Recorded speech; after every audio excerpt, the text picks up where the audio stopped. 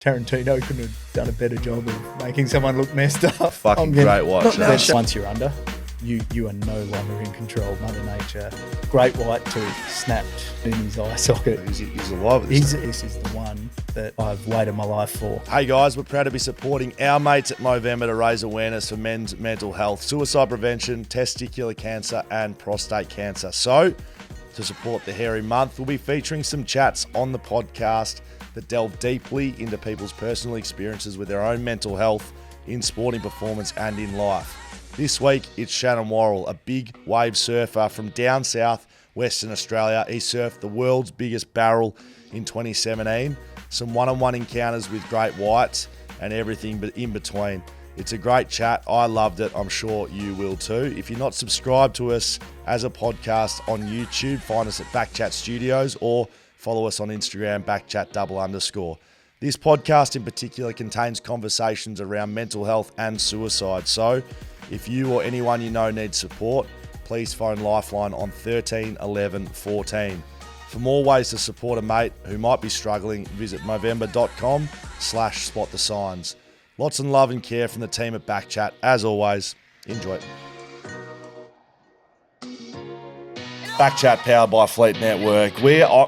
I am at least, and you should be as well, listeners. We're very, very happy to have the great man sitting in front of us, Dan Const. I'm very happy. Shanan Worrall joins us today on the show. Hey, Shan, how are you? Yeah, good, mate. Shanan. Thanks for having us today, hey? Now, sometimes people sit across from us and people go, he's won a Brownlow, he's won a premiership, he or she's done this and that. You may not know much about Shanan, but I think perhaps we're about to dive into some of the most compelling and interesting stories we've had on the podcast here at BackChat. How about that for a little intro? Yeah, no pressure. No pressure at all pumped on me there.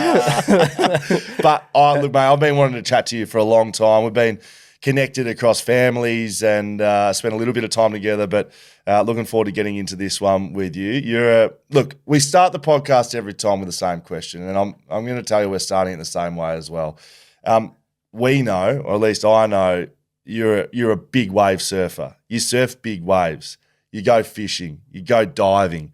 You're a waterman, right? And we know that. That's More great. comfortable in the water on land. Correct. For sure, And that's where all. that That's one all goes. good. Okay, you surfed the biggest wave in the year in 2017. Okay, Yeah. all right. Dan and I haven't done that, but right now we don't care. I want to know your greatest sporting achievement, not on the water. Right? You've done a lot of things. We're there. talking athletics or with a ball or Oh, something mate, or we're other. talking whatever It's you been like. With Yeah. a pigeon, if you've got that. We're going to keep that on the DL. There's got to be some time over your life where you weren't surfing I- waves, fishing, diving.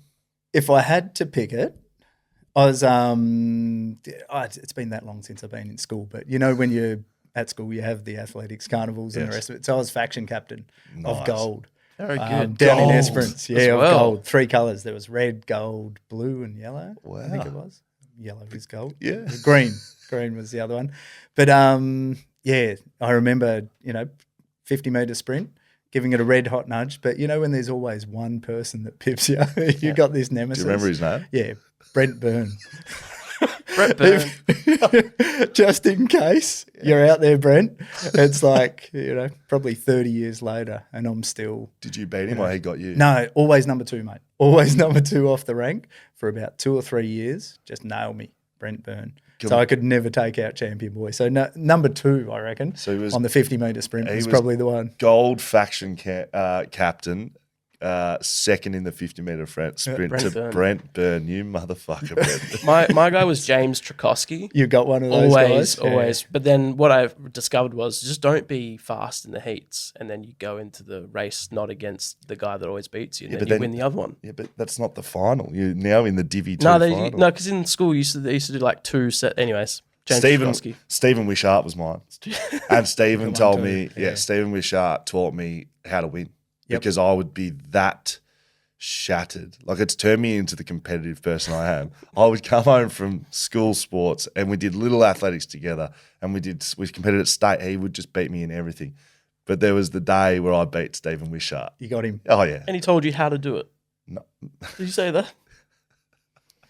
I bring you love along, that you're Joe? just not an athlete whatsoever. He taught me by beating me, mate. Right. He I thought would- you meant like one day pull you say, mate, what? I know with that's 10 what he meters did. to go. He you gotta taught stop me doing- by beating me. That's Right. my lesson. My school was seeing the back of Stephen Wishart for about Right. 10 years of my life What's he doing now? until I beat him. Who knows what? Who knows Shout what? out Stephen Wishart. Correct. Let's And get Brent into our guest. Another little question we like rolling out before we get into things, Hit Shan, me. is we are powered by Fleet Network here, our good friends at Fleet Network, novated leasing specialists here in Perth. We like knowing about your first car. Can you remember your first car, what it was, Yeah, mate, I do, colour? actually. What did you drive? Dual cab Hilux. Wow. Yeah, That's a good with one. a trayback. That feels quite good. Yeah, it was awesome. It was kind of, because I was born and raised down in Esperance there. So having a four-wheel drive was just like the perfect thing to get.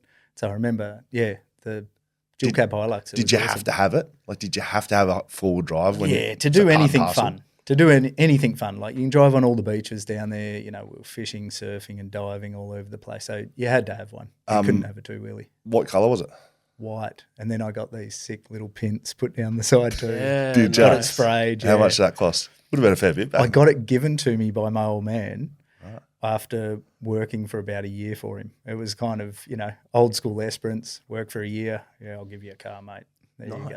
So you told it there, Esperance. You grew up down the deep, dark south of Western Australia. What's life growing up in Esperance like?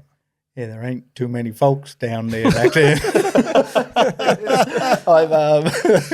No, it was really special, to be honest. It's kind of having that country upbringing. I reckon it, as well as grounding you, just being in nature down there, like Esperance, I'm 44 nowadays. Being down in that kind of nature was absolutely next level. There was so much, and it's still now, it's quite untouched, but back then it was just pristine everywhere. So we were, I guess, doing a lot of pioneering because technology was just starting to kick in, four-wheel drives getting better. Yeah. And all of a sudden we ended up, with boats and jet skis. And I remember my old man, it was pretty good because I probably diversed my sports. I love my fishing and diving as much as my surfing.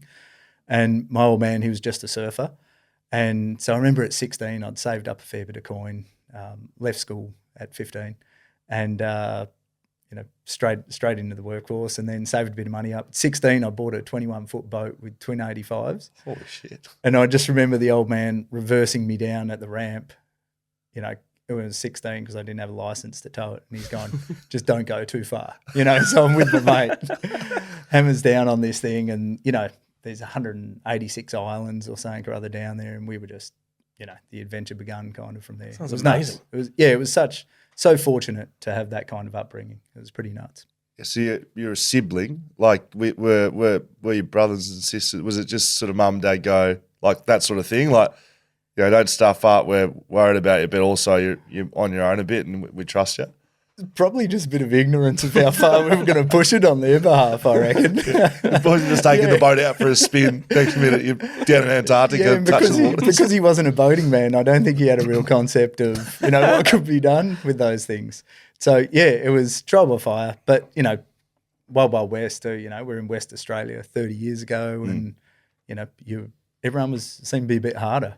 So you didn't think there wasn't all the PC and safety protocols in place. It was learn by bumping your head and try not to die along the way. It's a big stretch forward, but you as a dad now, do you look back at the upbringing you were given and trying to sort of entail the best parts of what you experienced as a kid into your kids? Yeah, for sure. Definitely. Like a lot's changed, and I definitely, everyone clings on if they think they've got something good out of thing to try to replicate that in their kids. So definitely do that. And the biggest one is trying to let go because you care so much, especially for their safety and what's going on, that it's hard to let them push their boundaries. Whereas I try to run the concept, if it's going to kill them, I'll pull them up. But if they're just going to break an arm or a leg, then I'll let them go for it and learn. Because I think that's how you accelerate your experience and your learning curves. You're going to bump your head. So trying to stop them from bumping their head's not a good idea, I don't think. It sounds like you were introduced to the water pretty early on down in Esperance, as we mentioned off the top. You've turned your talents to big wave surfing later in life, but surfing and fishing, and assuming like camping and four driving and all that sort of stuff? Like when does that start? Is that as you was a kid with dad, or 100%? It was just part of the culture, especially down there. It was like before I turned, I was maybe 12, 13, and then had an older brother that had his license. We're out every weekend, out one of the remote beaches with surfboards and fishing rods and campfires and not swags back then, board bags, just sandy board bags with pillows pretty much. But so it was just part of how we grew up. And then it's only later in life that I've kind of figured out how rare that was and the experiences that we were having. And like with the big wave stuff and the rest of it, that just spending that much time in the ocean and in those environments, just how comfortable it made you in being pushed, I guess, a little bit harder than normal. Did you like own spots on the beach that was just yours and your family's, like just in those areas? Yeah, well, you didn't have to compete with anyone. There wasn't really, or if you did see someone, they'd be your mates and you'd be happy for them to pull up next to you, Yeah. But sometimes, you'd go camping for a week and not see anyone at some of the beaches down there. So, you'd almost be looking for company a lot of the time. I associate a lot of the things that you're doing as an adult now is like risk taking, and maybe you don't. Abalone diving, big wave surfing, even the entrepreneur stuff that you're doing now with Shark Eyes, which we'll get into a bit later. For me, they're risk taking activities. Do you attribute that to growing up, because you cut, whether you accept it or not, you cut differently to most people that are walking around day to day? Yeah, and I think I've only just figured that out in the last couple of years, to be honest. It was interesting growing up because, I'd come and catch up with my friends in the city a little bit later and we'd go and do some things and I'd go, why the heck aren't you wanting to do this? And I didn't have that cog. I couldn't literally understand why they weren't doing some of the same things. But yeah, definitely, there's the risk-taking bit, but I guess through experience too, talking about the kids and learning them to bump their head and pushing them in the deep end kind of. Even with the big wave stuff nowadays, it's really calculated. Like for the first few years, it wasn't so calculated and we're just getting, pretty madmen just going for it. But it's got a lot more calculated, and the risk-taking, we put so many things in place nowadays, and with training and jet skis and safety equipment and backup teams and all that kind of stuff, that it really has, taken out a lot more of the risk. Yeah, I think. Right. But you can see it in someone's eyes if they're going to go or not. Like they've got that cog, right, for sure. Still. So let's. There's a few sort of avenues I want to take today. You sort of mentioned it about the diving, the abalone fishing. Like that was you. You left school and then you go into the workforce. And I'm assuming it's probably down that path. Yeah. Well, I did a lot of building work as well too. So Right. I was loving the ocean. So I was ab diving and doing building work off and on. So there was different stages, between 15 and 30 where I was doing a bit of building, but ab diving along the way as well. So I think we'll circle back on the diving element and like tie it all in together at the end, but sticking with surfing. So no one, as far as I know, starts surfing big waves. Like as in, you don't like rock up at the beach as an 8-year-old and like start getting pitted by 50-foot waves. No, not normally. Normally there's a little bit of a building process there. Yeah. So what is that, talk to me about, your love of surfing, because I'm assuming you love surfing, and then how does that transition to surfing the big ones? Yeah, so I guess, when you're in nature to start with, everyone's been at the top of a mountain looking over, just seeing this amazing view, or if you love your diving, the silence and the beauty of the underwater world. And, surfing's no different. I think when you have those moments in nature, it just soothes you and calms you and it attracts to you. So the surfing, I guess, is it's a bug. Once you feel the glide and, just that movement over water, after you feel that for the first time, you're hooked. And then I guess that happened pretty early for me because my dad and older brother was a surfer. So, after you feel that, you're just hooked, and then you can't think of anything else. And then when you're young, we lived, running distance from the beach, and it was just go, go, go. So rain, hail or shine, you were spending as much time in there as you could. And then the natural progression is... It's not a natural progression because not everyone does it. It's your progression. Yeah, it might not be the natural progression then. I know, yeah, Your progression. Yeah. And I was always, I guess, even looking at my older brother, like he was a more technical surfer. He was like one of the best surfers, full stop, technically and competition surfer. Whereas he'd go and get 30 waves, you know, and I'd be sitting there out the back, even when I was younger, and I'd get 4 or 5 waves to his 30. Right. And so that was, so I probably, even from young, I probably had that, just sit around, enjoy it more, and then make it count when it does come. Do you remember, for people that, we're a sporting podcast. People might not understand surfing. I certainly don't to an extent. It's very different surfing a big wave when you paddle out to it, in opposed to the really big waves where you're getting towed on a jet ski. Yeah. Do you remember your first jet ski tow-in wave? Yeah, definitely do. It was radical. And that sent me in the whole next, development of chasing big waves. That was for sure. What's the difference? Tell us what So happened. when you're paddle surfing, you're under the propulsion of your own fitness, basically. You're using your arms. The waves are moving at a certain rate, and generally up to a certain height, you can catch those waves. And then the bigger the wave gets, the more buoyancy that you need to be able to propel yourself with your arms. So you use a longer board to catch a bigger wave, and then you're using your arms, So then the limitation of that is once the wave gets big and you stand up on, say, a 10-foot board, the manoeuvrability of that 10-foot board is then lost, because you got so much surface area and it's slapping out in front of you. Whereas when the jet skis kicked in, all of a sudden you didn't need to use your arms to catch the waves anymore. The waves that are bigger are moving a heck of a lot faster. So then you could ride equipment too that had less buoyancy and less surface area. So it was like, having a Model T going around a racetrack versus an F1. Right. All of a sudden you're on this equipment that you can high performance in big waves, whereas up to that point it was kind of, and I love the purity of paddling, don't get me wrong, it's man against ocean and big waves, and it's very pure, that feeling. But I think I'll do that when I start running out of steam a bit more. At the moment I still want to see what I can do, see what I got left in the tank in an F1.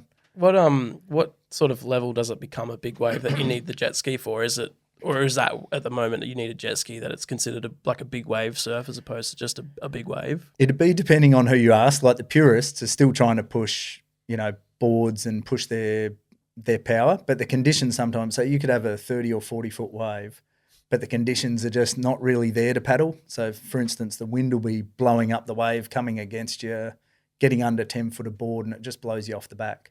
So you just physically can't catch those waves because the wind's blowing too much. But on the jet ski, small surface area, even when those windy conditions are there, you can still catch that wave and surf well. But then there's another level of waves, which is next level again, which commonly called slabs, which is basically really, really shallow reef where the water draws that hard that you physically can't paddle down it anymore because the water's moving that fast. And that's what I love probably the most, is when the water's moving that quick and that fast that you just can't paddle it. And then that's when the technology of surfboard design, jet skis, and then high performance all comes into one.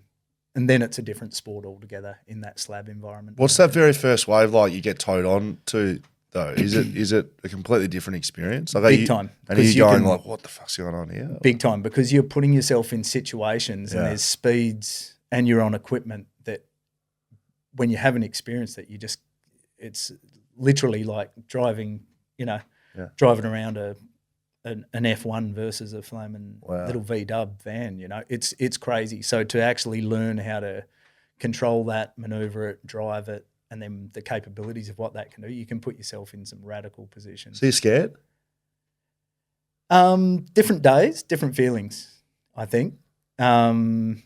You probably know it's like if you've got a niggling injury or something, or you're not at peak performance, and getting a little bit older, so the injuries take a little bit longer to come back from nowadays.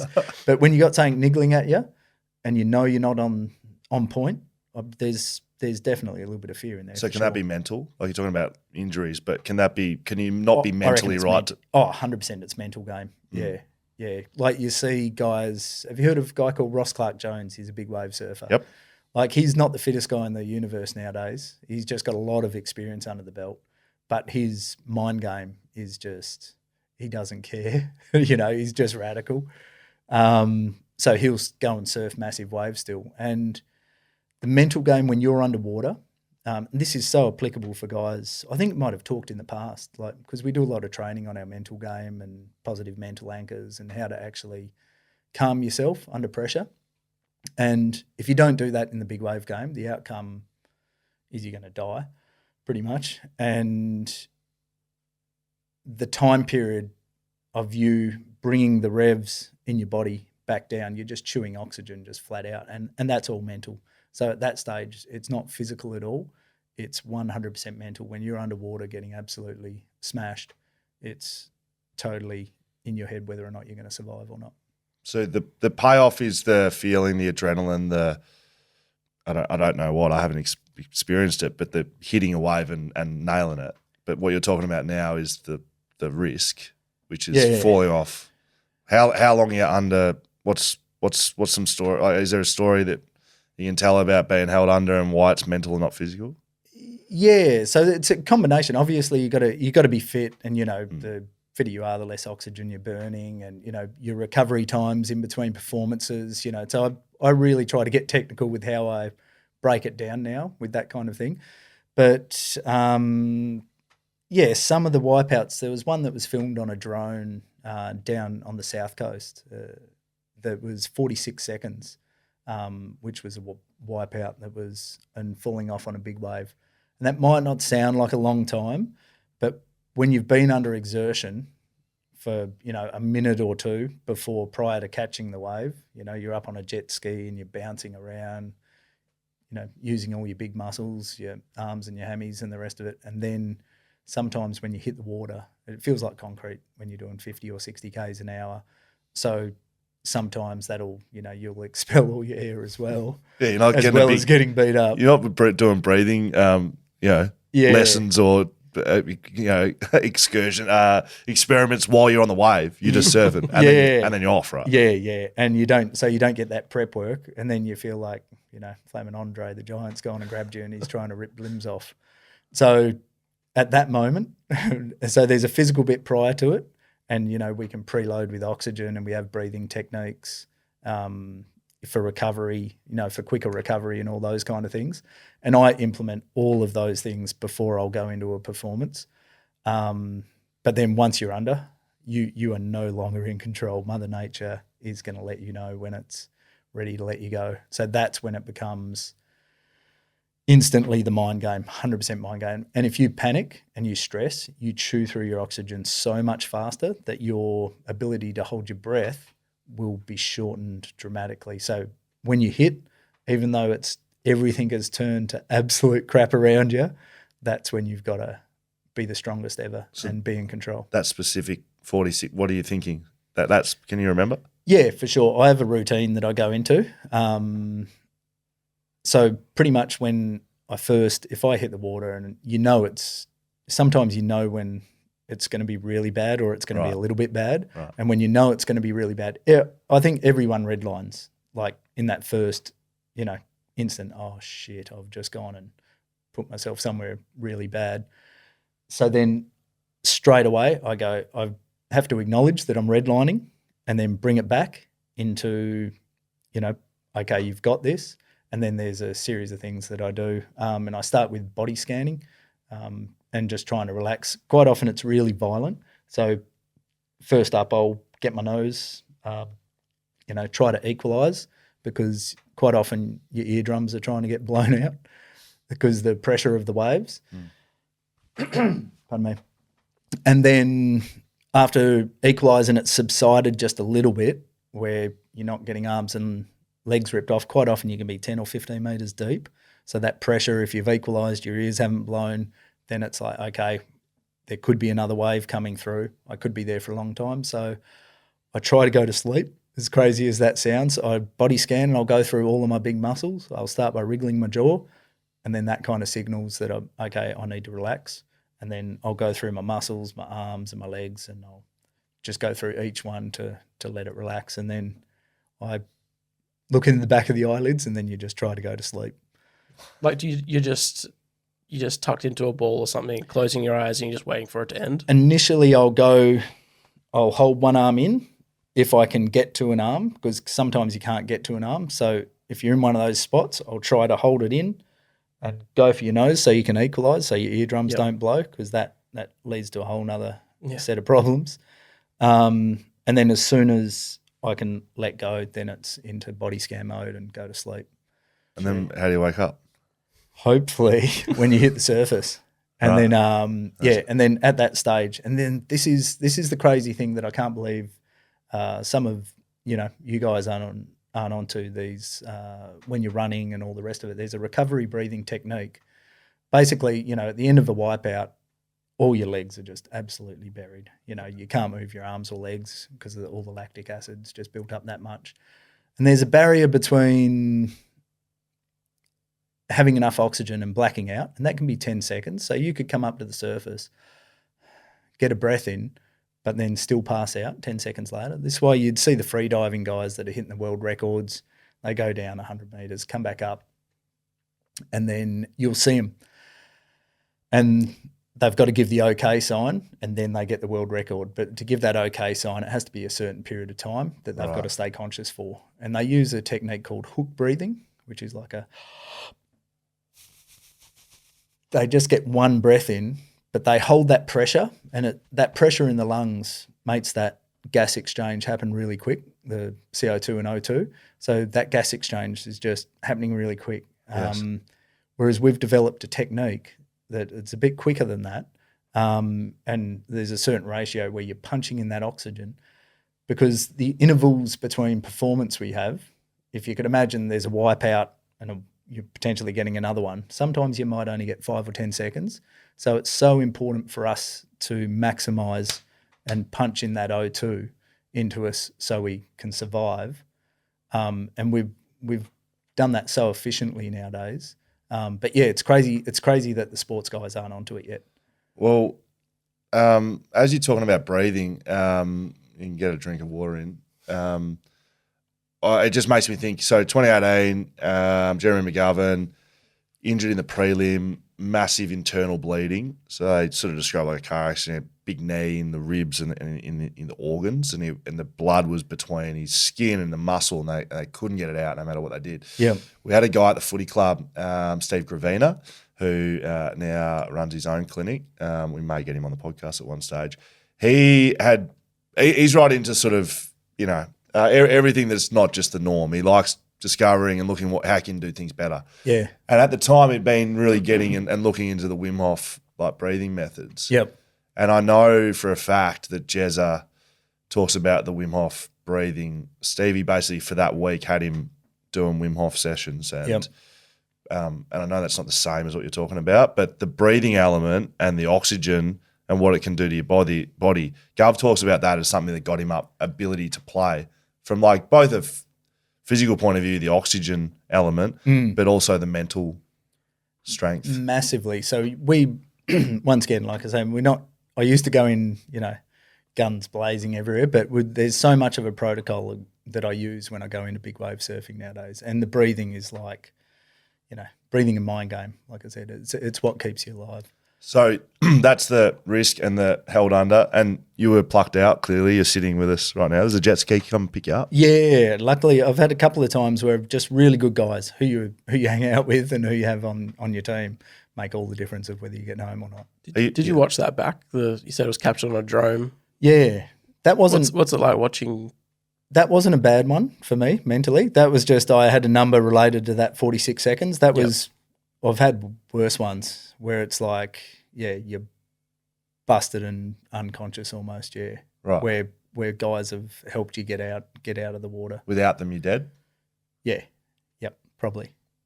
Probably. There's two instances that stand out in particular, both of those instances. If I didn't have good help there, very much best case scenario would have been a resus, let alone probably a retrieval, How do they even know where you are? Because it's like there's that much water, right? Yeah, it's so difficult, but technology's got a little bit better. So we wear hard foam under our wetsuits too. So we've got these impact suits, which are actually like a life jacket but shaped to your body kind of. So if you do get knocked out, you're still going to float. So at least they've got a chance of retrieving you.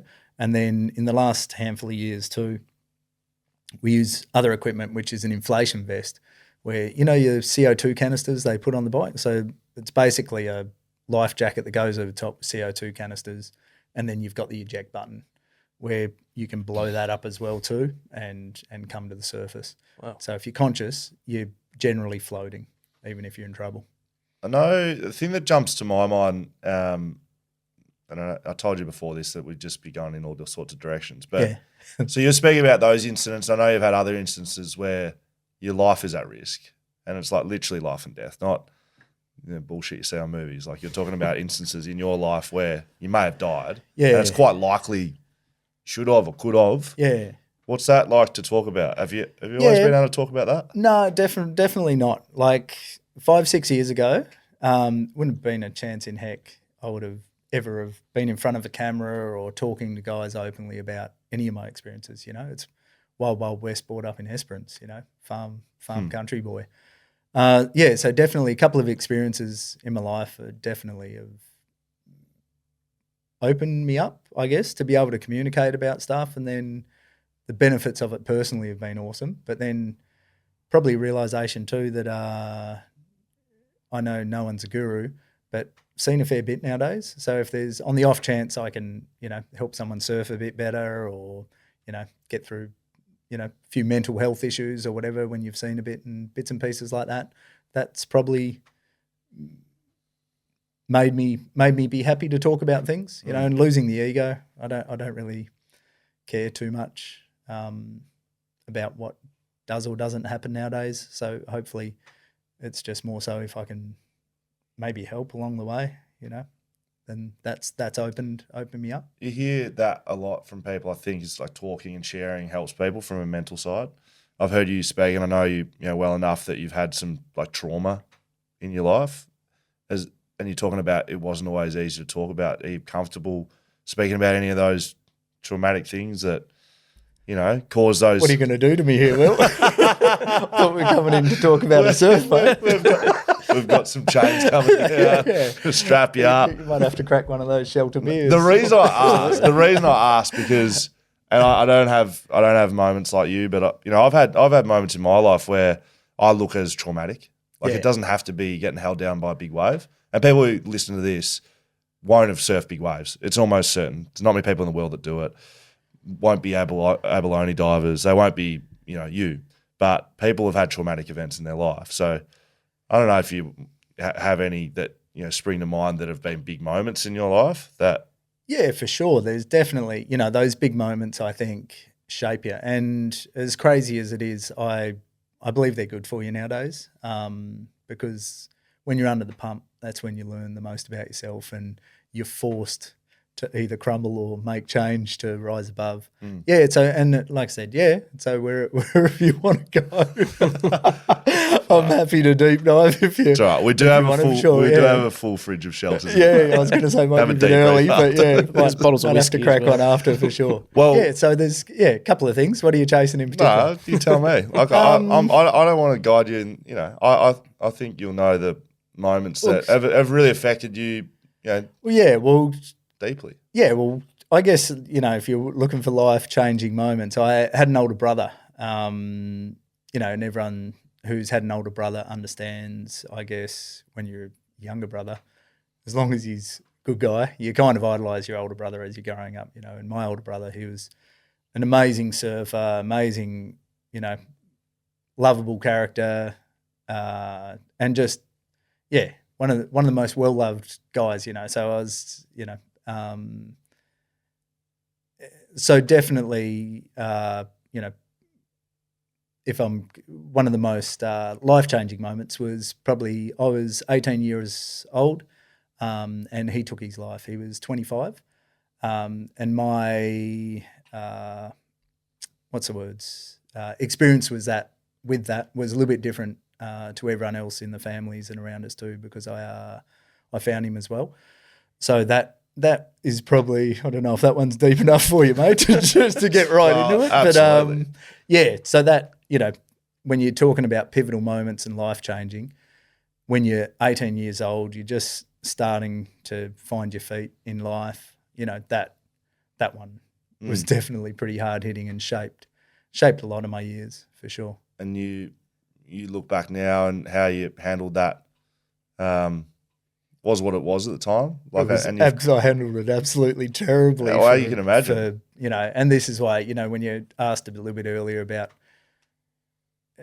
talking about things and the rest of it, it's like I didn't talk about anything at all for 20 years, after that, or 15, 20 years after, and there wouldn't be a chance in heck I'd be sitting here with a microphone in front of me talking about it. And unless I thought there was going to be some good potentially come out of it as well, So yeah. So what changed that allowed you to start speaking about it? To be honest, time was one of the big things. And, I know when you're in traumatic situations or you've got something going on, it can be so consuming, I think. And sometimes there's nothing else apart from time eases outlooks on things. But then, for 10 years or 15 years, like I was saying, I was, acting out. I was being a bit of a dick on many fronts, and probably the big wave kind of stuff in the ocean was a release for me. And that probably led to me pushing a lot harder as well too, because for quite a few years I was like, I'd look at the biggest guy and go, come on, you want a challenge? I've got everything in the tank and I'm willing to give everything. So, and I'd looked at the ocean like that as well too, right. Which was, not a healthy outlook. You know what I mean? You don't want to challenge Mother Nature, especially. You get humbled pretty quick. But to get that chip off the shoulder, man, it was a long, long time. And, I acted like an idiot for quite a few years. But, from the outside looking in, I probably looked like I was having a fun life. I was traveling around the world, doing a heap of surfing and chasing and partying. But it's like the duck underwater, the legs underneath, and my mind was just going flat out. So probably meeting a good woman helped for sure. My wife, Heather, she's, an amazing woman. So, with, a different who you hang out with and who you associate with, I think you can be, if you are around people that are going to take you down a path that's not conducive to, being healthy, if you're drinking too much or alcohol and drugs and partying and that kind of thing, it's one-way ticket with mental health. Whereas if you're, hanging out with some yogis, doing some stretching and eating some good food, just the difference in your mindset, And we all have heard all these things and, before, but to practically implement them, just one good decision at a time, not thinking a year or two ahead and how hard everything is, but like waking up in the morning going, okay, I'm going to start my day with an apple cider vinegar and a bit of lemon, versus I'm going to crack a scotch on the rocks because I'm down and out. Yeah. Just winning one little decision at a time. And I re-found faith as well too, which I think is a big one. And I think if people, that have traumas or have big losses, sometimes start asking hard questions again and going, just wait a minute, what the heck is all this about? And I was brought up with a, religious background. And I think, having a belief in something bigger than yourself, I think was a massive, massive help as well too. It's really, appreciate you sharing the story, mate, because, there is an element of relevance to, well, both of us actually, but, the brother stuff, my brother Jace passed away not too long ago, and it's always different circumstance though, isn't it? But I guess the point I was trying to make with the trauma stuff is you don't have to have gone through something like you have, or me, or Dan, or there would be people listening that the trauma in their life is, losing a job, which is bad. It's actually exactly right. The advice about, doing one step at a time with that sort of thing, like you said, you couldn't speak about it for 20 years. Would that be something that you would tell your younger self as you are right now? Like try to start ticking some boxes? Like I'm just wondering what you'd tell younger Shannon. Yeah, probably don't take yourself so seriously for one. Yeah. And when you're thinking about yourself, it's so indulgent, you're going to end up depressed. You know, it's when you start thinking about others is when you get over that, you know what I mean? I was so in my own head for such a long period of time. Everyone was the focus, you know, all you can think about is yourself sometimes and how you feel and what's going on. And that's just not going to end up anywhere good at all. Whereas, you know, the whole act, belong, commit and service to others, acts of service to others, I think that's as good as things get. And so then your focus shifts onto not how you're feeling. It's like, what the heck's going on around me? You know, how can I help them or what's going on with them? And the less time you can think about yourself, the better. And that's such a hard process to do, though, when you're in the thick of, whatever it is you're going through. I can imagine. But can't, you know, and we appreciate you sharing it. I want to keep some positivity here because I know you're a bloody, for sure. like, and we'll keep going up and down. You win the Tube of the Year Big Wave Awards in 2017. You have surfed the biggest wave in the world. Yeah, that was a pretty radical experience. That was awesome, actually. Like, I've never gone out to try to do anything like that, you know, and that was, I guess, something that happened just due to what I was doing, if that makes sense. Like, because we live in West Oz, like we're saying, and we're fortunate enough to have some of the best waves in the world here. And that's probably why I love it so much here as well too. But I wasn't going to chase an award or anything. We were just going for a surf. And at a few of the bigger locations in WA, you know, on any given day, you know, because these big wave events, they only happen, you know, 2 or 3 times a year maybe, where you really get a crack at everything aligning. The swell is coming in from the right direction. The wind is blowing, but not too strong, and it's from the right direction. The tide's right. All a culmination of so much has to come together to actually get that perfect day. Right. And so after you've been in the game for a little while, they're the days that you hunt. There's probably, you know, 50 guys around the world that have global, you know, insight into where these big waves are. And some, you know, it might be 3 or 4 years at a big wave destination that it doesn't even really fire a proper shot. Right. And then, so everyone knows the conditions and then they converge onto a location. And, you know, like I said, I'm not a paid surfer, you know, that's going out trying to win awards and make a career, but I love my big waves and the rest of it. So, so we were this day. It had all come together, and then there was, you know, every man and his dog. There's probably 25 skis. Right, so everyone had converged. It wasn't just out for a surf and there happened to be a big wave. No. Everyone knew it was on. We were going for a surf, but everyone else was there to win awards and do all those, make docos and all the other bits and pieces that come with that. Yeah, with being in that kind of arena. Huh. So, and it was one of the craziest days out in the ocean. It was a really big day. Yeah, and I just found myself, I remember get pulled up to the channel. There's about 25 skis, heap of capable people there, and everyone was just kind of looking at it, and all of us going, holy crap, this is like almost as big as we've seen this joint ever. Right. This exact wave or just the set? This is at the location. Right. So there's where the waves are happening, then there's a bit of a deep water channel where all the photographers and video guys and doco guys and everything can sit and film. And everyone was just sitting there and you could feel the nervous tension. Probably be like on finals day or something, you know, in the locker room, you feel the nervous tension. Yeah. It's like, why isn't anyone playing? You know, I'd be kicking a ball around if I were you guys, you know. And so I've just jumped on the rope. We were tow surfing this day, you know, behind the jet ski. And it was my first wave. I just didn't want to look at it too long because I didn't want to get too nervous. And I knew the spot well enough that I didn't need to get any more intel on where to be or where it was going to break. I already had an intimate knowledge of all those things. And then literally by the time I'd got out the back, this lump just rose up and it was like, go, let's do this. And then let go of the rope. And then, it was just like, it's like, this is the one that I've waited my life for kind of thing. And I'd been training, 2 years prior, just flat out, you know what I mean? I was just a weapon as far as my breath hold, training, fitness was going. Right. So I wasn't going into that with any doubt about, outcome. When you've taken away all those other bits and pieces of doubt out of it, then it's all about a peak performance.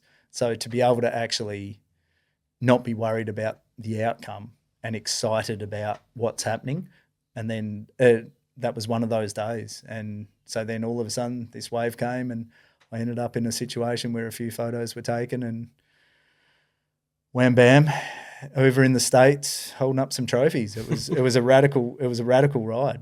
What does it sound like when you're riding a wave like that? It's nuts, eh? Like if you've hung out in an airport and you're hearing a plane take off and it's just, it's just overload, absolutely overload, sensory overload. And then when the lip hits the actual water, the forces that are involved and the water that refracts off, quite often that's hitting you in the face.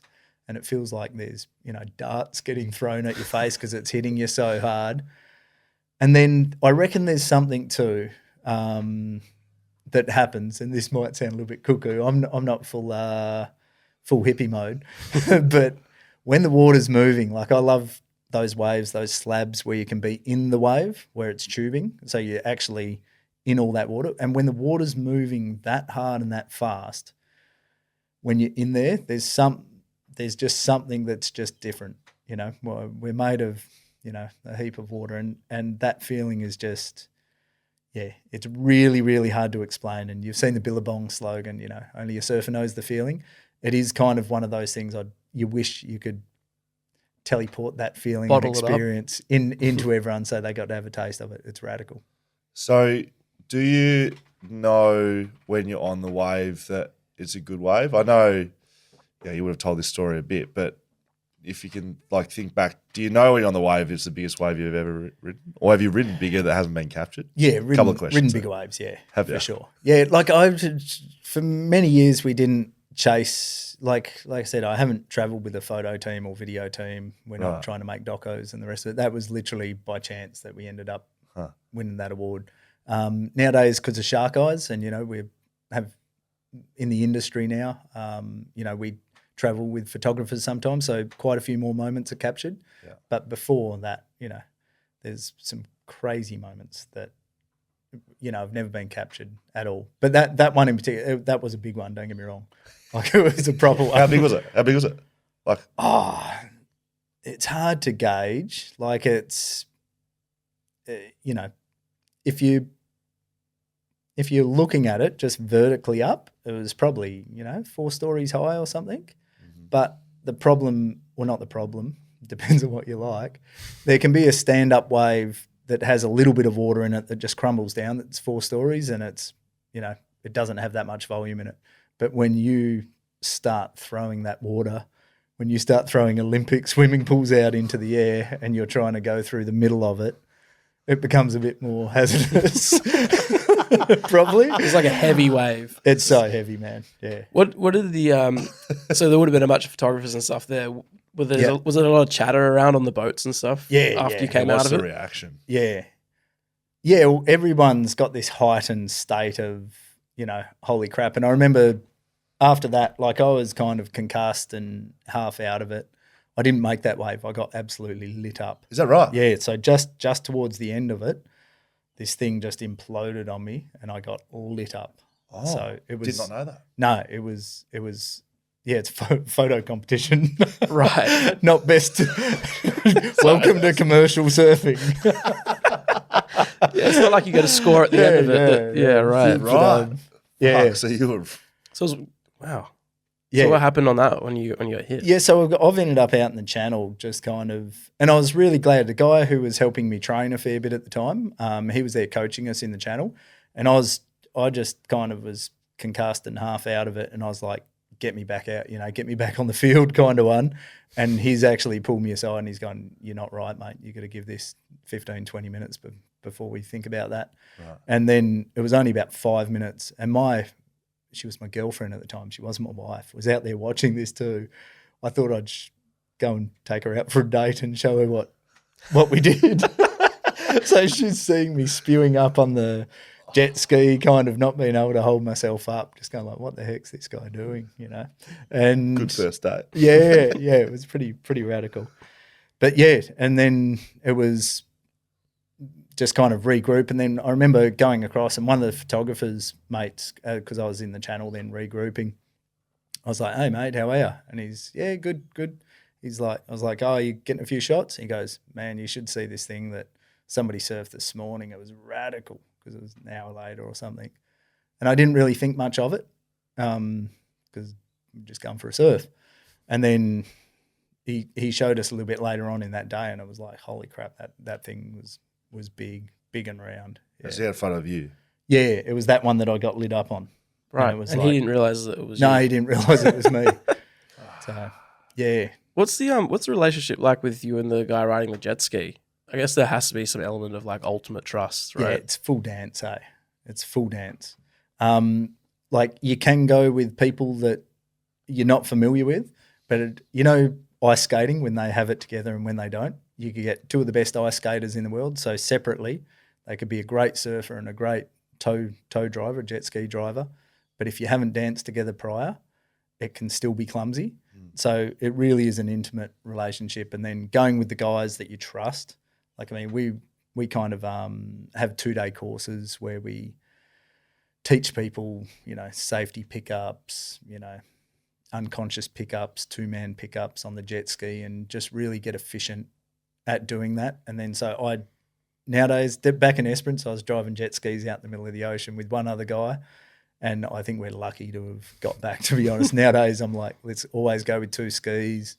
We try to run a safety ski so somebody's there to save you if need be, and really square away. But it's such an intimate relationship. I love it because it feels like it's probably like footy. Yeah, and I haven't played footy on the level that you have, but it's like I haven't surfed big waves on the level you have. So. Yeah. But that camaraderie that you have, and it feels like I haven't been to war with anyone, but it's like it feels like if this guy doesn't do his job properly, you got to high five him and just go, we're on here, we're doing this. And one thing I always ask before every wave, because you know what the potential outcome might be, I always give them a big, do you want it? And you always have to get a positive, yep, I want it, so that it's there. Are they as much risk as the surfer? Like, and are they usually surfers? Like the guys that normally surfers, yeah, yep. Because wherever you are on the jet ski, you can end up without the jet ski real quick. It's the nature of the beast, right?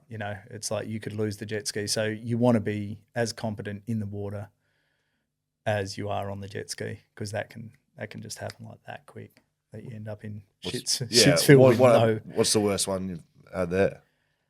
Like jet ski. What do you mean? I don't know. Jet ski gone, and you got 2 blokes out in the water getting smashed by then massive you got to waves. swim a few k's if you're conscious back into the coast. Have you had to do that? Dodging these ones, yeah. I've had some big swims before for sure. Yeah. The jet ski is just like no idea where it is. It's just gone. Yeah. We've sunk skis. Yeah, it is a part of the game. It's like driving race cars. You're going to crash them every now and then, so it's an inevitable outcome. So it's just trying to do everything you can so that either you've got someone else that can help you out, or you're squared away that you've got your flippers and all the other bits and pieces so you can get in. Do you give that particular wave? And I know you've ridden bigger and better and all of that, and you've had lots of experiences, but this one you get the award for, and you get a trophy, you get a medal. It was nuts. Eh? Was it? Yeah, it was awesome. I got the chip off my shoulder as well too. What do you mean? What's that, sorry? What do you mean, the chip off your shoulder? I was looking at a heap of, guys that are getting paid to travel around the world.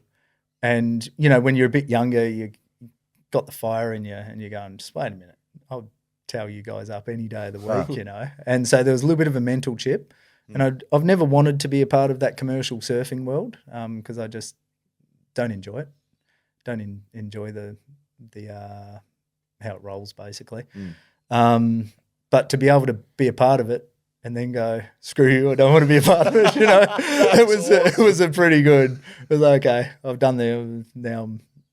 Yeah. Where were the awards? Over in the States, over at Huntington. Did you go by yourself or take some boys? No, I took some boys over. It was sick, eh? We had a little posse and a few mates, couple from Perth here. It's the Esperance crew roll over. Yeah, it was. Who's that guy? The speech to you. Go fuck yourself, everybody. Have a good night. It was pretty radical. And it was, normally, like, I mean, that commercial world, it's probably pretty rigged a lot of the time because I'm not, the WA boys or the Tassie boys, quite often they're not selling enough board shorts for the big companies. So quite often the awards will go to sponsored. Where the money is, basically. Yeah, where the money is. But it just so happened this year that WA was like on fire with big waves, and that session in particular was really standout. And the other big wave locations around the world, they were pretty quiet. So it was inevitable that there was 3 guys out of 5. There was 3 guys from that day that Really? had entries in there that could have taken it out. And so, yeah, they kind of pretty much cancelled the category after that. They couldn't let any more West Aussies win it. That's classic. It's pretty awesome. Oh, that's a great story, mate. Do you keep your have you got your trophy sitting somewhere? Or is it? Yeah. It's pretty sick actually. Nice one to have on the wall, because it's this big glass hand in the shape of a barrel, and there's they punched us a nice tag hewer through with it as well too, and a couple other bits and pieces. Yeah, it was nice just to have those mementos. Don't wear that around, obviously. The case of tag on the rest. That's unreal. Yeah, super cool. Love that. So, I think it's probably a good time to talk about what you're doing with Shark Eyes because that's sort of how we met, given a few sort of contacts. Can you talk a bit about what Shark Eyes is, how you came up with it? Yeah, give us the Shark Eyes story. Yeah, we could go back to a bit of trauma here. Yeah, I think we should. We should. We're going to be shark stories. Like, what is Shark Eyes? And then we can go back to kind of why. Well, Shark Eyes is kind of... It's developed. It started off as like a labour of love and a shark deterrent, basically.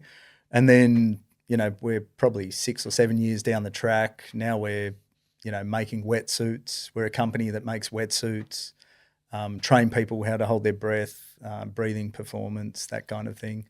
And my passion's in, premium ocean hardware and, making quality wetsuits and other products that good hardware, for everyday going to the beach, diving, surfing, spearing. So that's what Shark Eyes has ended up. But it started, because of a pretty radical story. I was abalone diving down in Esperance, and it's pretty remote, like the kind of venues that we're diving in. Driving a tractor out for an hour and a half down a dirt road, towing a, 30-foot catamaran, beach launching, living in a caravan for a month at a time at remote locations. Right. That's the kind of environment that we were ab diving in. Right. And you might not see people for a week or two. Then you're going out and you're doing town runs to drop off your abs or getting someone to. Everyone knows, just in case everyone doesn't know what abalone are, they're shellfish that cling onto rocks as well too.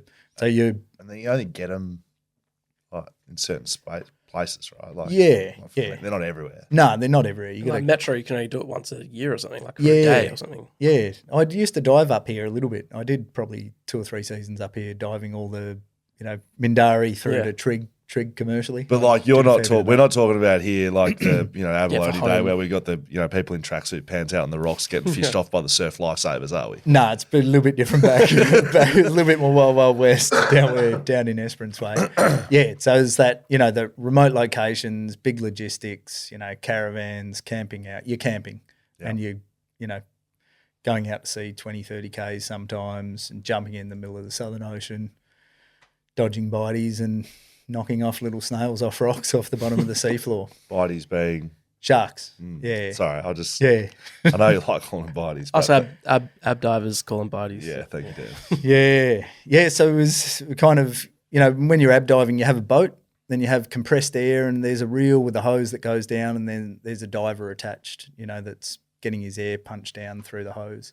And it's not commercial diving where you have comms to the surface. It's kind of, a little bit more old school, not as technical. If you want to tell someone what's going on down at the bottom, you grab the hose, their air hose, and you pull it. You know, when you certain amount of pulls is a certain amount of signals, as to what the heck's going on. There was this one day we'd been out at this location. Yeah, it's about 120, 130 k's east of Esperance, Poison Creek. It's actually called Poisson Creek is probably the technical French name, but Poison Creek is what everyone calls it. And we've launched the boats, been for a week, haven't seen anyone. And then old mate from South Australia, Greg Pickering, pulled up alongside us and got his caravan set up, and we were stoked to see another ab diver, you know, pretty much. And then, but it's the race, you know, then you're waking up early, you've got competition, there's certain grounds which are better that once you've fished them for the year, you know, you don't work them again. So it's a race. So we were racing, put the boats in this morning, went out to this zone, we're about 10 or 15 Ks up the coast, jumped in the water. I was in my first dive for the day, and Greg and his boat were probably, I don't know, they might have been 500 metres away, maybe a little bit less.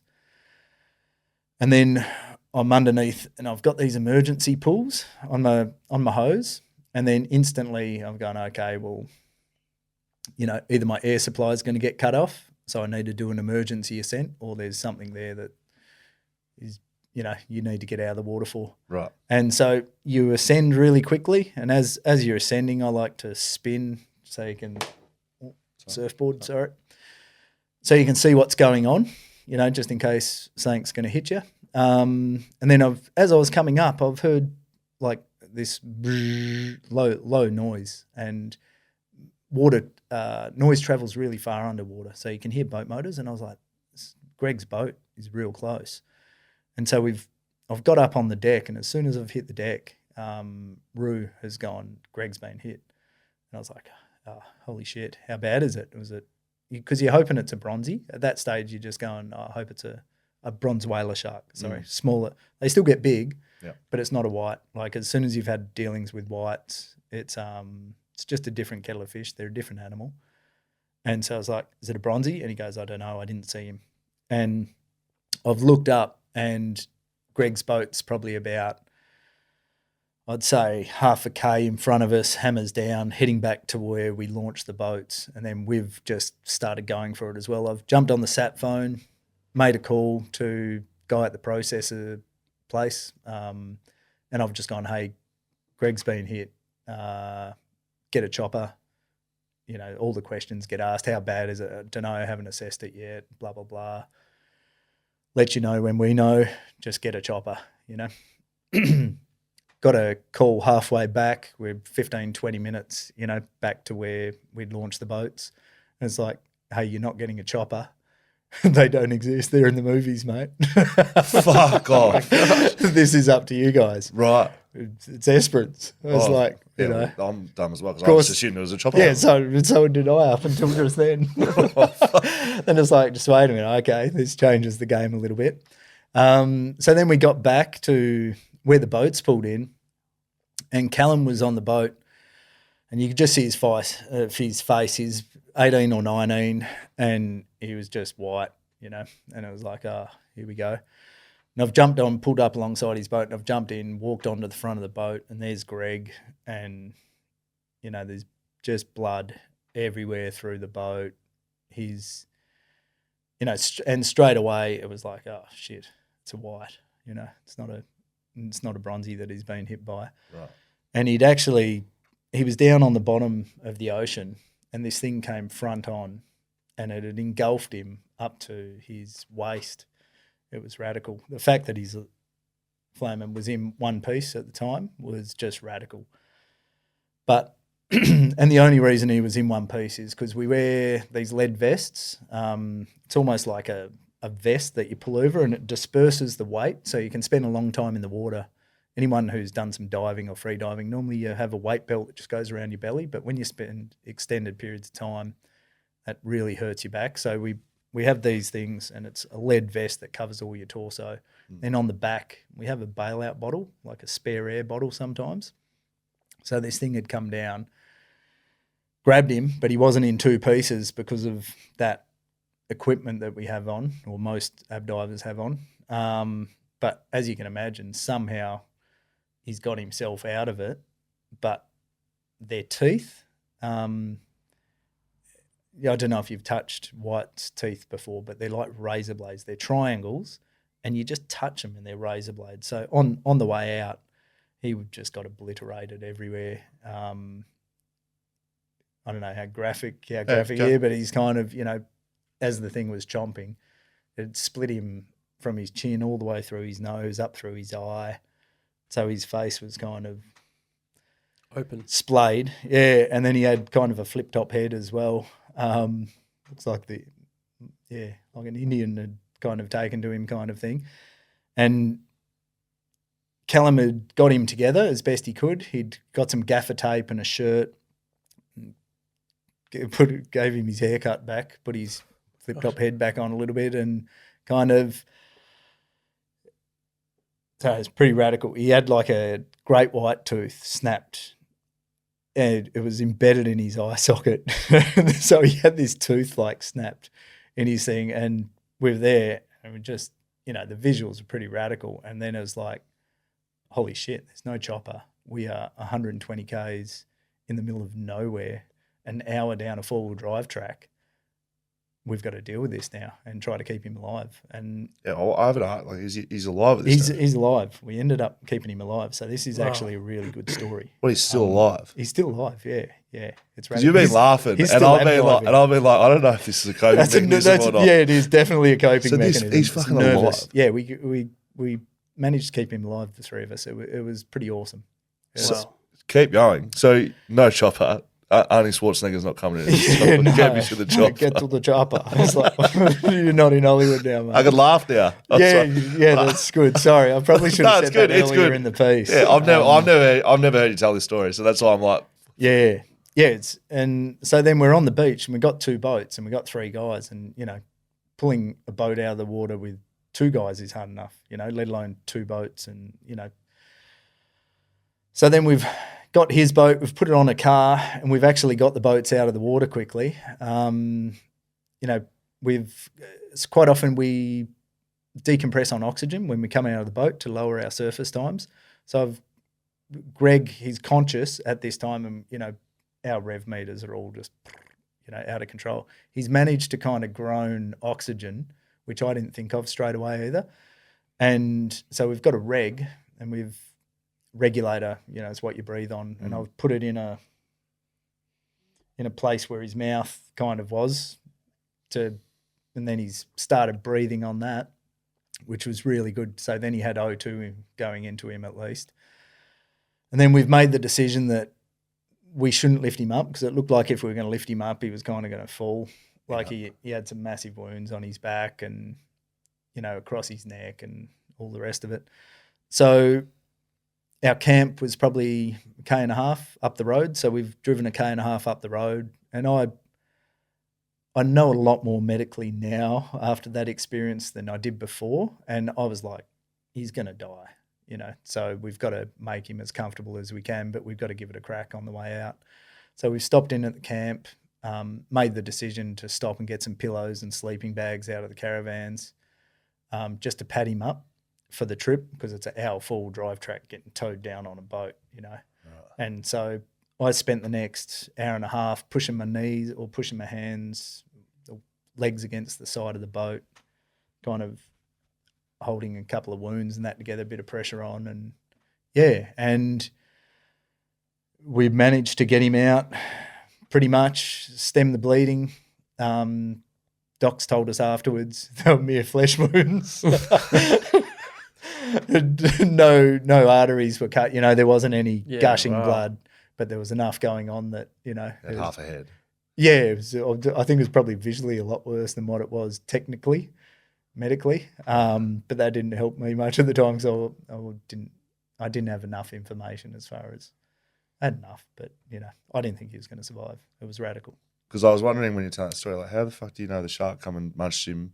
Because again, I thought that story finished with Greg didn't make it, but you've asked him what happened when the shark took him. Well, yeah, he didn't see it coming or anything. He was just on the ground, head down, knocking off abalone, and then he just remembers everything being black, and then He was 15 metres underwater too at the time when he got hit. And on the bottom, we always thought it was mid-water or on the top when we were going to get hit.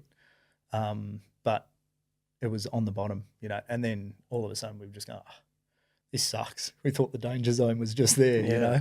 Right. And I couldn't go in the water after that. That was radical. But we kept him live. They took him up to Perth. We flew up to Perth a week later and saw him in hospital. And it was one of the best things we could have done, because from seeing him how he was to in a hospital bed and functional, it was like, oh, this is awesome. So how did Shark Eyes, how did that sorry. bring you back around? Yeah, I forgot why we were actually talking about it a little bit then. So I couldn't get in the water. You know, when you talk about things that shape you quite a bit and traumatic experiences, like Tarantino couldn't have done a better job of making someone look messed up. So I was pretty rattled. I couldn't ab dive anymore, couldn't go in the water. Went to go for a surf and I just got up to my knees. I was throwing up and crying. Right. It was just, I couldn't, you know, everything that I'd loved and the place that I'd gone for solace and respite, which was the ocean, had kind of been stripped. And I was just like, this sucks. And then that's when I moved down to the southwest. I just had to get out of Esperance at that stage. And then it was maybe 18 months later, I'm in Margaret River and finally getting, you know, my mentally back in the water, trying to get back in the water. And I was outside and I had one of my dive wetsuits and I got the silicone gun out and I was putting big eyes on the back of my wetty. And my wife's come out and she's gone, what the heck are you doing? And I was like, oh, you know, sharks change their behaviour once you spot them, basically. And I didn't know any of the science behind it at the time. But we just noticed, you know, it's anybody in the game that spent a lot of time with sharks, they're like bullies almost. It's like if you turn around and run, they'll chase you. Whereas if you stand there proud and even look at them, so you know when someone's looking at you, you know what I mean? And the interaction changes, the dynamics change. Right. And, you know, instinctively, most apex predators have that instinct, I guess it is, that they want, you know, all the big apex predators, they want the element of surprise in an attack. So basically they don't want to hit something front on. They don't get old and wise by hitting stuff front on all the time. They'll go in, hit something, attack it, and then let it bleed out and then come back and eat it when they're not being hurt. Right. So they don't get hurt. And so we looked into it a little bit further. My sister's a PhD kind of marine scientist, and I was like, hey, Chris, is there any merit to what we've seen in the water, all of us have seen in the water? And then we went delving down into biomimicry and eye spots, which are well documented in many animals and nature. You would have seen things like butterflies that have, you know, eyes on their wings, or there's different fish species and the rest of it that have like false eyes on the back of them. Yeah. And it's just shown that that's an effective means of defense against attack. And so there was a bit of anecdotal evidence and scientific evidence that showed that if you put a big set of eyeballs on your stuff, you're less likely to get hit because the instinct of the animal changes, you know?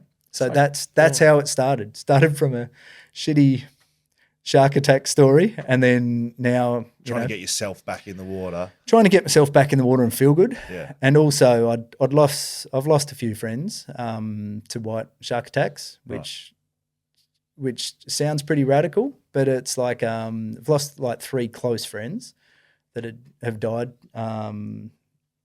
through getting hit. And when you spend a lot of time in the water in WA, unfortunately, we are, you know, and we spend a lot of time in the water, so that's not a fear-mongering kind of one, but it's we just want to do everything we can nowadays to try to be safer.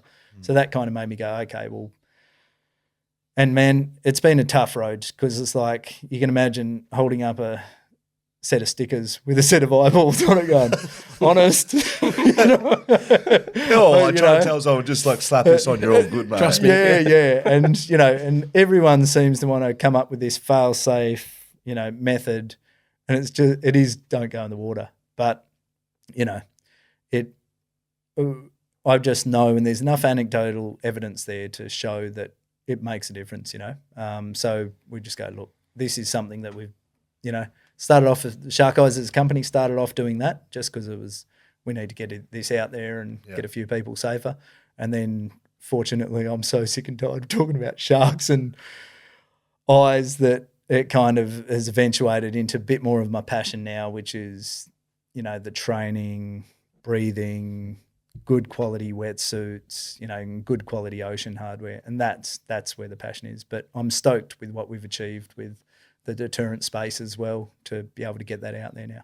At what point did you feel comfortable in the water again? Like, how long did it take you? It's changed. Like, even now it's changed. Where I was before, like I used to want to have encounters. I used to like seeing whites because you feel uncomfortable. You know, to get that uncomfortable feeling, the longer you do something, the harder it is to get uncomfortable. And, you know, who doesn't want to hang out in Africa with lions? Everyone wants to go see. You know, I was like that. in the water. Well, yeah, from a fucking cage. I don't particularly want to go and have a fucking snooze. Like, go walk around the savannah and have some lions hunting me. There's a big difference. Yeah. My mentality wasn't there at the time. I was just happy to watch Nat Geo with a couple of sharks swimming around. Yeah, I'm like that now for sure. So it's changed for me. It's like if I see a fish, big fish, I'll get out of the water nowadays. Like I used to want to hang out and see what was going to happen, kind of. But a lot more information, seeing a lot more nowadays to wise up a little bit. You've been attacked by a what? I have, yeah. You're killing me today, hey? I'm probably going to end up in tears with this one. What? Well, no, you don't have to. No. It's, but like it's it's very real. It's relevant as well. Yeah, this is all very real. Context. It's not sometimes when I'm telling these stories, it kind of, you know, you do it in one sitting like this almost. There's a few stories and it's just like a little bit thing. But yeah, I had one once. I was spearfishing out off Redgate. It was down in Margaret River there, and my wife was in the boat with my cousin, and we're out a couple of k's off the coast. And I do a fair bit of spearfishing, and so I was spearfishing, and we're in about 22 metres or something or other, and I'd shot a fish, and it had gone under a cave, and that's a big free dive for me, especially if I've got to work to try to unravel stuff down that deep. So I was sitting there, and my spear gun that I have, it's attached to a float. You have a float line, so when you shoot a fish, there's a spear, then there's a cord that comes up to the surface, and then there's a float. So then you've always got your gun with you to be able to fend stuff off. It's called a breakaway system on your spear gun. Right. And so anyway, so I'd shot this fish, it had gone under a cave, and then I was up on top of the water holding this float. And it was like, oh, here we go. I'll just breathe up. It's going to be a big dive, 22, and I'm going to have to do a lot of wriggling under there. So, okay. And you want to spend roughly 3 or 4 times on the surface longer than your performance. So I was up there for, 4 or 5 minutes, just breathing up, looking down, trying to be calm, get the heart rate down. And then all of a sudden, I've just seen this cone, I guess you'd say, like, whites have pointy noses, and so this thing was just coming bolt upright, just at me, and I was just going, oh no, in that split second, and then things slow down, and then I had my gun, the bands were around my arms, and then I just had time to hold my gun down by my side and kind of stiffen it up against my body, and then this thing just hit me, and kind of jacked us out of the water a bit. And then it's, cut 3 hot laps around me, just going in and out of vision. And I was like squealing for the boat. And this is crazy. Heather had a dewy on. Your wife? She had, I remember looking across, and because we were having a competition on my previous dive, I'd seen a big dewy, and I've gone like, I'll try to spear it before you catch it. And she actually had this dewy on her line. And so she's understood what's going on. And I've got to question her about her choices on this day. She's landed the fish before they've got the boat to come and get me. So you're getting circled by a fucking great white not now, shark. Shanan. And she's actually seen it. I asked her later, I was like, did you see me get hit or not? And she's like, yeah, I saw you bounce out of the water. I was like, drop the rod. Don't worry about the Jewfish. Come on. Hell.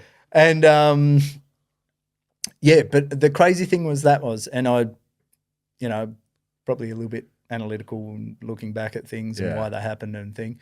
This thing didn't have its mouth open, and I couldn't figure that out because I was like, if you're going to hit me, you know. So it didn't bite? No, it didn't bite. Wow. It just bumped me. And I'd never heard about it. I'd never heard of that happening ever before. Normally, you know, that doesn't end that well.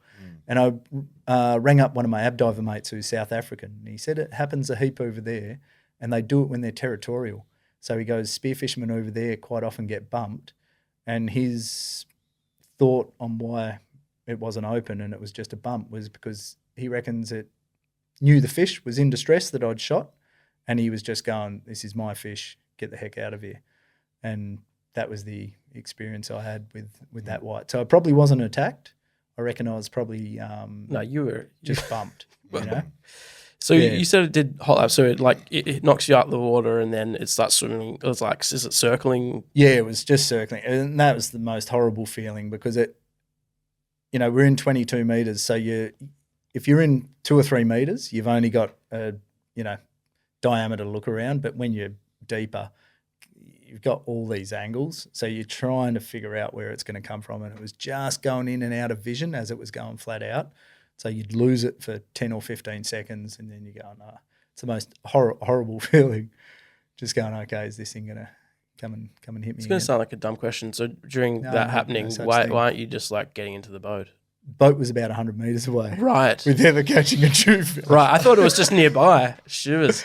Yeah, it's maybe 50 metres away or something. Right. But yeah, there was a little bit of lag due to the jewfish. The jewfish. I got on the boat and I just burst into tears. As soon as I got on there, I was like, burst into tears, and I was like, get me home. You didn't go down and get the fish? I don't know about Heather any. had fucking done that. Yeah.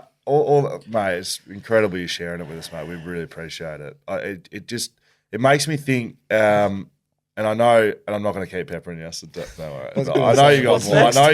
I know you've got more, which is just crazy. I think for one person to have so many massive moments in a life, and you speak about your brother. It was Nathan. Yeah, right. You speak about your brother. Yeah. You speak about, you know, these personal moments of, you know, life or death. You speak about other people, life or death. Have you spent time? Have you spent time on your mental, the way you process things mentally? Like, have you actually tried to cope better with trauma? Have you? 100%. Can you share some of the stuff? I'd be a mess. I'd be a mess. Like, can you share what you've like learned and studied and I don't know, like just in a way? Yeah. Like, I'm not a doctor, so I got a precursor that one with, you know, life experience though. Yeah, life experience, I guess. And I, you know, I've still got moments like I have, you know, even in the water, you know what I mean? There's stuff that I just look at things differently. And even, you know, some things with my brother, there's daily triggers. I think once you've had traumas or whatever the case is, there's triggers of stuff. And when I say not trying to sound all hippie once again, but, you know, like you're looking at the ocean almost is a trigger for me. If I see a dolphin breach, straight away, you know, because of what I've seen, go, oh, what is that? You know, you have a bit of a jump. So there's daily thing. I think it's just management of those things. And as like I said, everyone's going to redline. And I think just the quicker you acknowledge what you're thinking, for me nowadays, the quicker I acknowledge, just wait a minute, I'm being negative here, or I've just gone dark, or blah, blah, blah. There's simple things like I used to lean into the darkness. Like I'd think about my brother, a song had come on that would remind me about him. I'd turn it up, crack a beer, and, you know, you'd end up in tears, you know, and then 6-pack later, you're worse for you've gone on that trajectory. Whereas conscious moments and not having to win a week or a month or a year, taking it very small, winning individual moments. So the sad song comes on, it's like, boom, I'll turn it off and I'll put, you know, Celine Dion on, or, you know, Taylor Swift, something example. BackChat. Something happier. BackChat podcast. Yeah, BackChat. With Shanan Worrall. Back to your stories. No, people are going to go downhill after listening to this one. No, they're not. They're not at all, mate. It's fucking incredible insight. Yeah, but just those little battles, and I think they come down to physical, practical things. It's like instead of, cracking a beer, crack a kombucha, when you don't feel like getting off your ass and going for a run, get out and be in nature. Just those dailies, but you have to win the little ones every day consistently, because it's only little increments that all of a sudden 2, 3 months, 4 months goes past, and then it's like, holy crap. Now you can see this massive shift in my demeanour, my mental health and all the rest of it, but it comes with just those good decisions. Do you look at yourself, do you consider yourself mentally strong? I'd like to think so, yeah. I'd like to think so nowadays, yeah. I still am not disciplined with a few things. Like, there's a few things that still get me for sure. You know what I mean? Bag like, of chips. Chocolate. Or it's like, yeah, if I buy a chocolate bar, if it's in the house, it's going down in one hit. Like, decision has to be made in the shop, It's like either do it or don't. I've definitely got a personality that once the decision's made, I go pretty hard at it, kind of thing. So, and even just being aware of that, of personality type, and go, okay, well, if I do that, I know what's going to happen, So I preempt a lot of stuff that I do and try not to do it nowadays if I know it's going to lead to a downwards decline in either physical health or mental health. Look at surfing again as like you're talking about so many mental elements. What's the sort of take and look at surfing right now? You speak about the commercial kind of side of things. I think like a lot of us, and I'm not a surfer whatsoever, and Dan, I don't think I bodyboarded a little bit. I was in a crew. More, eh? He who has the most fun It wins. was a hurricane, man to hurricane. Yeah, correct. But like we and probably people listening see like Nazare.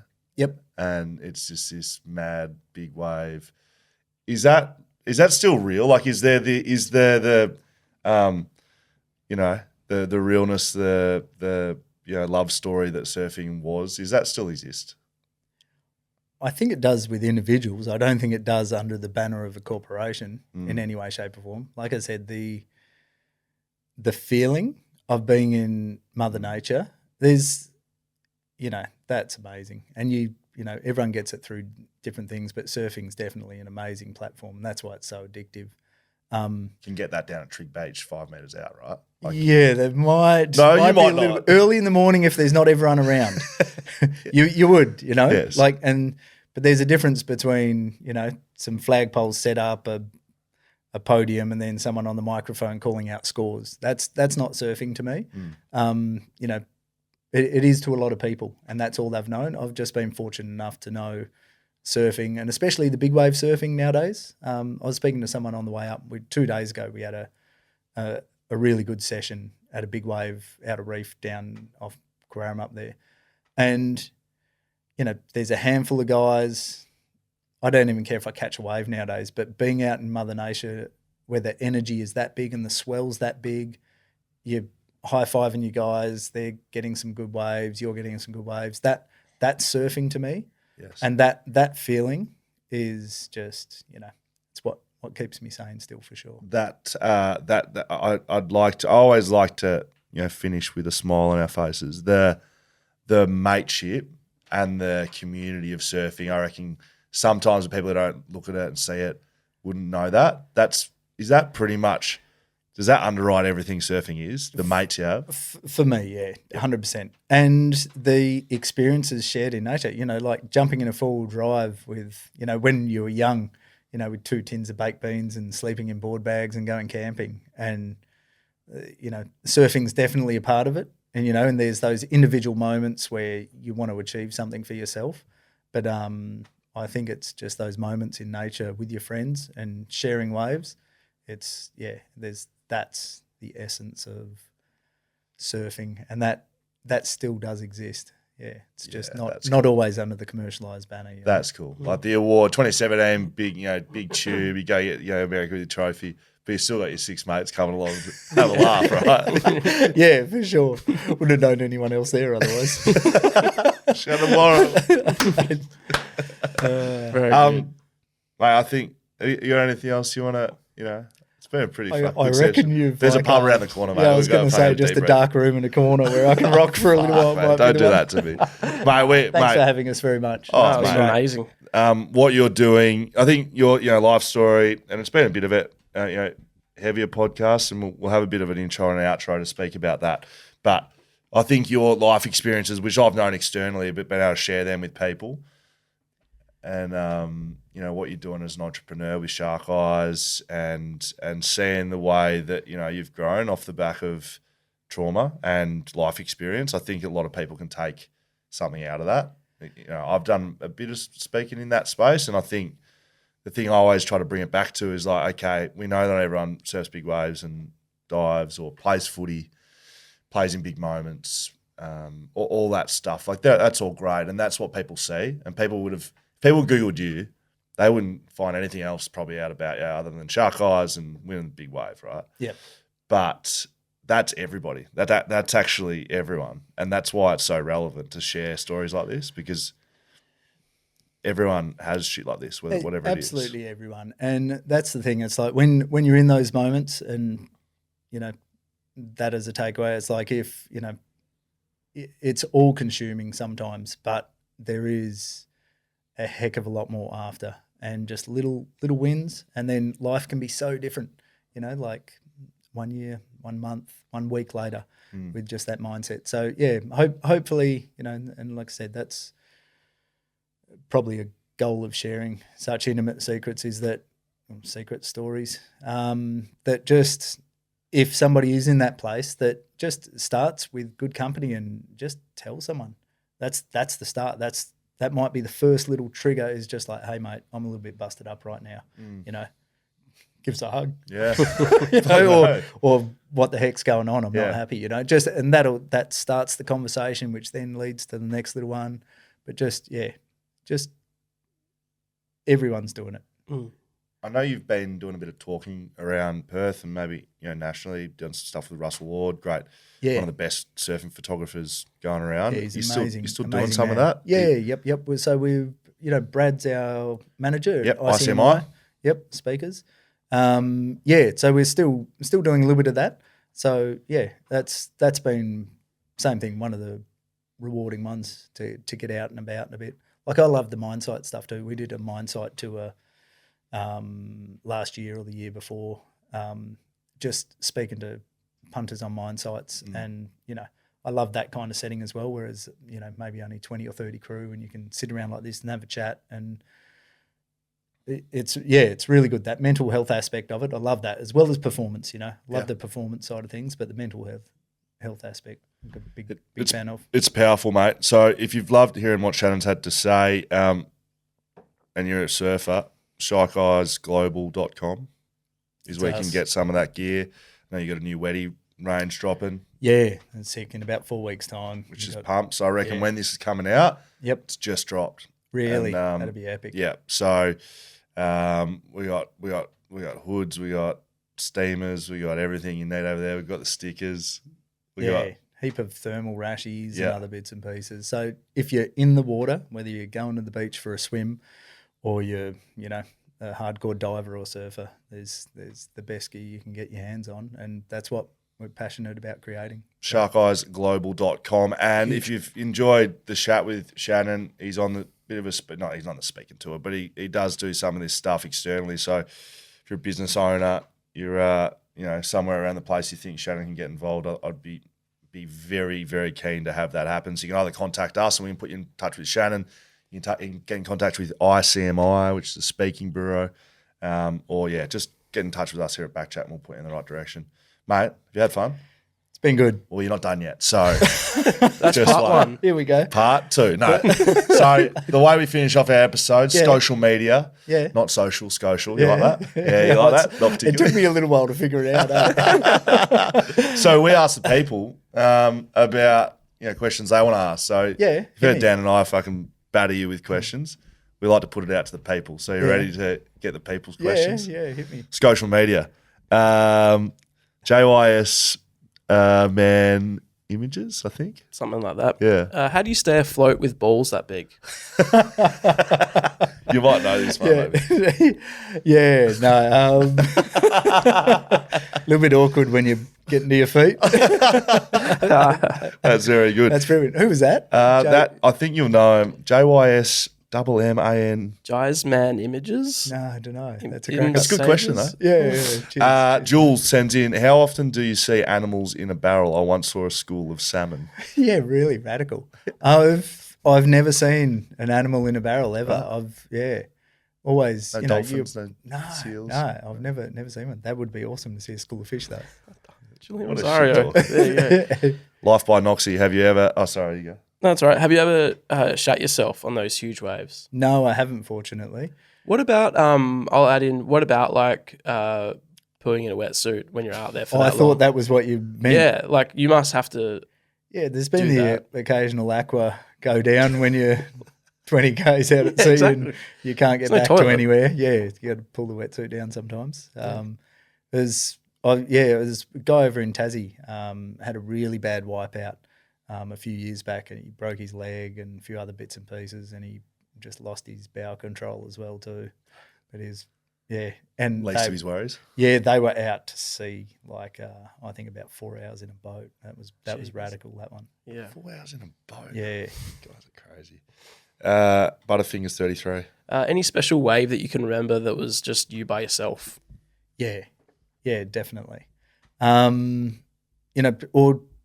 that first feeling, like, we talk about surfing and is it, the soul of surfing. And I was talking about it with Paddy just the other day, actually, and we started referring to it as the glide. And when I was like, my first wave ever, I was down in Esperance, crystal blue water, just this little wave that was probably knee high.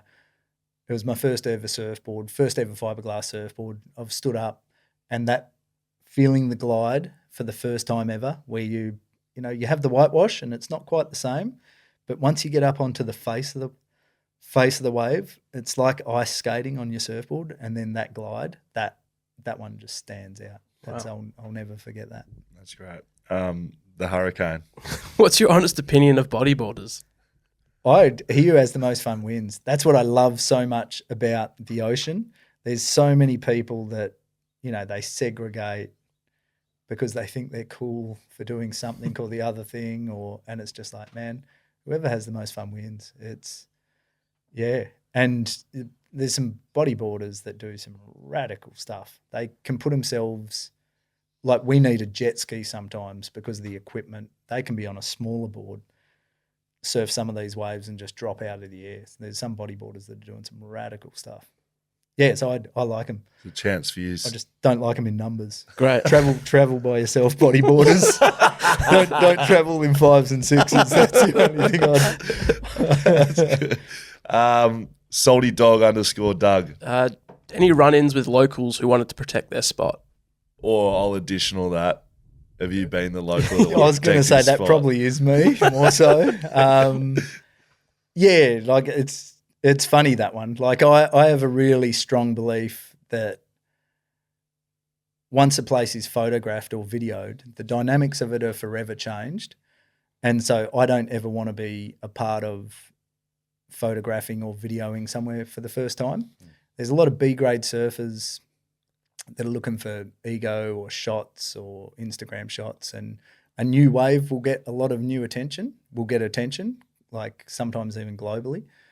So because their surfing is not that good, they'll try to go to one of these locations to get that publicity, if that makes sense. So I want my kids and your kids and everyone's kids to go around that next corner and maybe feel like they're the first people ever to be there or surf it. So that's forever gone after you photograph and video it. So I'm probably that guy that will put your board back in a board bag and say go home if you got the video camera out at one of those. Yeah, many times. When we were young, we got into some punch-ups quite often. The guys from Albany would come across. The Esperance guys would get into them, So that's real, that stuff. Because you see that on the 100%. You see that on the Back movie, in the day, more locals so. only. Yeah. Everyone's got a bit softer nowadays. And even me, like I'll talk about it instead of throwing down nowadays. Yes. Whereas I used to not talk that much. Fist first. Yeah, it'd be like, and that send a wider, bigger message. Direct. More direct. There's that Excuse spot, me, sir. spot in sort of near Trig where all like the old Mal surfers hang out near. Yeah. Yep. There's that pool. What's that pool called? Nedham's Pool. Nedham's Pool, right near yeah, Nedham's. This is not the same. No, it's not. Guys. No, This is not the same. No, but these like old Mal boys, and they don't like you can't go out there and surf or anything. It's just like for the old boys on the Mals. Yeah, there is a little bit. I understand a little bit of localism as far as people not getting hurt as well too. So it'd be like at some place because you got surfboards, they're hard, fins, and there is a little bit of etiquette. And if you get 5 or 6 people all going for the one wave, and there's boards flying everywhere, it can cause injuries and the rest of it. So I think there's like an unwritten law in surfing that a lot of people from, for instance, the city or part-time surfers, they don't understand those unwritten laws. So you'll go down to a place like Margaret River, there'll be some 60-year-old guys that have lived there forever. If I was 60 and, grey hair and had done 40 years at the same spot, I wouldn't want a 20-year-old guy. I'd want him to show me a little bit of respect as well too, and go, okay, well, and also the communication, like someone will go, going left, going right.